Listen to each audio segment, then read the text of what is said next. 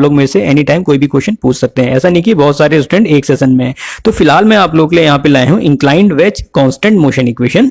तो यहाँ पे आप लोगों को दिख रहा है कि इंक्लाइंड वेज है जो कि v2 स्पीड से पीछे जा रहा है और एक आपका रॉड है जो कि आपका y एक्सिस के अबाउट ट्रांसलेट कर रही है। अब यहाँ पे आपसे पूछा जाएगा कि बताइए इस रॉड की स्पीड v1 कितनी होगी। तो आप लोगों को कुछ नहीं करना है, सबसे पहले यहाँ पे आपको देखना है कि इसका रेस्ट्रिक्टेड मोशन किसके अबाउट है। जैसे दिख रहा है रॉड केवल y एक्सिस के अबाउट मूव कर सकती है, x के अबाउट एकदम रेस्ट्रिक्टेड है।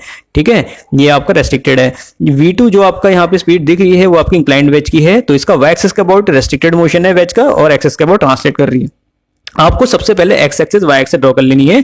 सबसे पहला स्टेप होगा यहाँ पे आप कॉमन सरफेस की एक एक्सिस ड्रॉ कर लें। कॉमन सरफेस वो वाली सरफेस होती है जिसके अबाउट दो बॉडीज ट्रांसलेट कर रही हैं। ठीक है, तो कॉमन सरफेस एक इंक्लाइंड जो आपकी सरफेस है डायगोनल हमने ड्रॉ कर लिया थीटा एंगल। अब हम यहाँ पे एक नॉर्मल ड्रॉ करेंगे। दूसरा स्टेप आता है एक नॉर्मल ड्रॉ कर लेना जिसके अबाउट हम दोनों वेलोसिटी कंपोनेंट को रिजोल्व करेंगे। क्यों? क्योंकि इस नॉर्मल के अबाउट यहाँ पे कोई भी एसलेशन नहीं है, यानी कि बॉडी दोनों बॉडी जो आपका एसलेशन जीरो देंगी वो केवल एक नॉर्मल है यहाँ पे।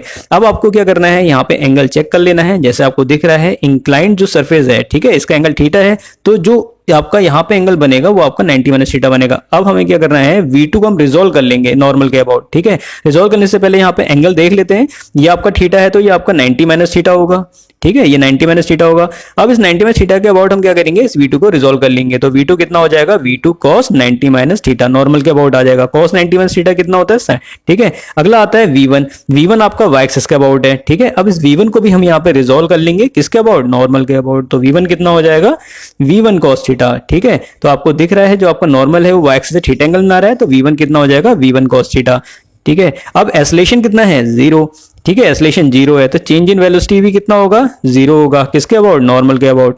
तो हमारा कितना आ जाएगा, नॉर्मल के about velocity v1 cos theta which is equal to v2 sin theta. ठीक है, तो यहाँ पे आपको बहुत सा इंपॉर्टेंट रिलेशन निकल के आ गया। इसको आप डायरेक्ट लगा सकते हैं लेकिन आपको निकालना आना चाहिए। स्टेप 2 है, सबसे पहले इंक्लाइंड सरफेस, दूसरा फिर आपको नॉर्मल ड्रॉ करनी है। नॉर्मल के अबाउट वेलोसिटी कंपोनेंट को इक्वेट कर लेंगे, यही आपका सॉल्यूशन होगा।